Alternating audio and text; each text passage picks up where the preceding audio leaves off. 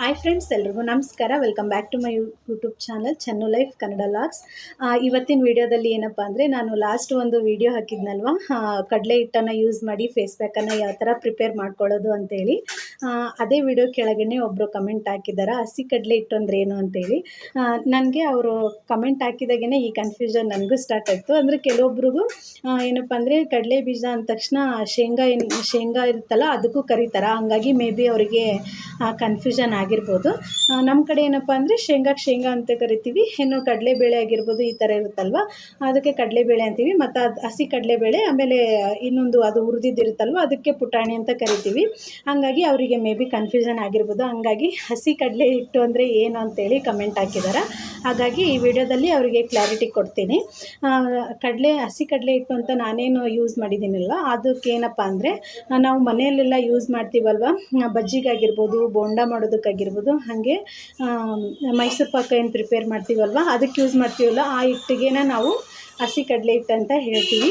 ಆ ಹಿಟ್ಟಿನಿಂದನೇ ನಾವು ಮನೆಯಲ್ಲಿ ಫೇಸ್ ಪ್ಯಾಕ್ ಆಗಿರ್ಬೋದು, ಹಾಗೆ ಮತ್ತು ನಾನು ಒಂದು ವಿಡಿಯೋ ಮಾಡಿದ್ನಲ್ವ, ಅದೇ ಹಿಟ್ಟನ್ನು ತಗೊಂಡು ಮಾಡಿರೋದು. ಹಾಗಾಗಿ ಅವರಿಗೆ ಕನ್ಫ್ಯೂಷನ್ ಇತ್ತು ಅನಿಸುತ್ತೆ. ಹಾಗಾಗಿ ಈ ವಿಡಿಯೋ ಕೆಳಗಡೆ ಅವರು ಕಮೆಂಟ್ ಹಾಕಿದ್ದಾರೆ.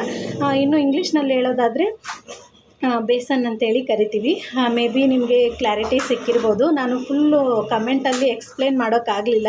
ಹಾಗಾಗಿ ಒಂದು ವಿಡಿಯೋ ಮಾಡಿದರೆ ಕೆಲವೊಬ್ಬರಿಗೆ, ಅಂದರೆ ನಮ್ಮ ಸೈಡು, ಉತ್ತರ ಕರ್ನಾಟಕ ಸೈಡವರು ಯಾವ ಥರ ಭಾಷೆ ಮಾತಾಡಿದ್ರೂ ಅರ್ಥ ಮಾಡ್ಕೋತಾರೆ. ಅಂದರೆ ಹಸಿ ಕಡಲೆ ಹಿಟ್ಟು ಈ ಥರ ನಾರ್ಮಲ್ ಏನು ನಾವು ಮಾತಾಡ್ತೀವಲ್ವ, ಈ ಥರ ಮಾತಾಡಿದರೆ ಆರಾಮ್ ಅರ್ಥ ಮಾಡ್ಕೋತಾರೆ.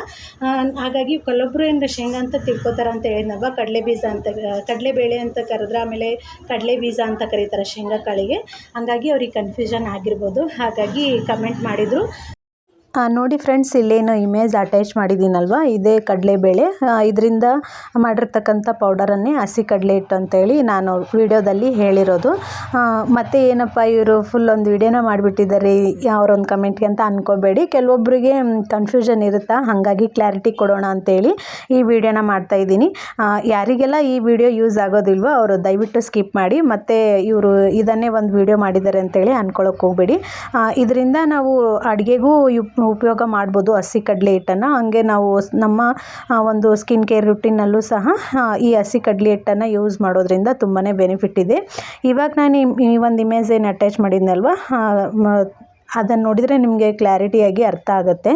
ನಾನು ಯಾಕೆ ಹಸಿ ಕಡಲೆ ಹಿಟ್ಟು ಅಂತೇಳಿ ಹೇಳಿದ್ನಪ್ಪ ಅಂದ್ರೆ, ಈಗ ನಾವೇನು ನಮ್ಮ ಕಡೆಯಪ್ಪ ಅಂದ್ರೆ ಕಡಲೆ ಹಿಟ್ಟು ಅಂತ ಹೇಳಿದರೆ, ಇವಾಗ ಹಸಿ ಕಡಲೆ ಹಿಟ್ಟು ಅಥವಾ ಹುರಿಗಡಲೆ ಹಿಟ್ಟು ಅಂತಲೂ ಕರೀತಾರೆ. ಹಂಗಾಗಿ ಕನ್ಫ್ಯೂಷನ್ ಆಗುತ್ತೆ ಅನ್ನೋದಕ್ಕೋಸ್ಕರ ನಾನು ಆ ವಿಡಿಯೋದಲ್ಲಿ ಪದೇ ಹಸಿ ಕಡಲೆ ಹಿಟ್ಟು ಅಂತ ಹೇಳಿದ್ದೀನಲ್ವ.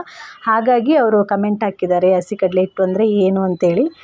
ನಾನು ಅಲ್ಲೇ ಕಮೆಂಟಿಗೆ ರಿಪ್ಲೈ ಮಾಡೋಣ ಅಂತ ಅಂದ್ಕೊಂಡೆ. ನನಗೆ ಆಮೇಲೆ ಫ್ಲ್ಯಾಶ್ ಆಯಿತು, ಮತ್ತು ಕಡಲೆ ಬೀಜ ಅಂದ ತಕ್ಷಣ ಶೇಂಗಾಕ್ಕೂ ಅಂತಾರಲ್ವ ಅಂತೇಳಿ.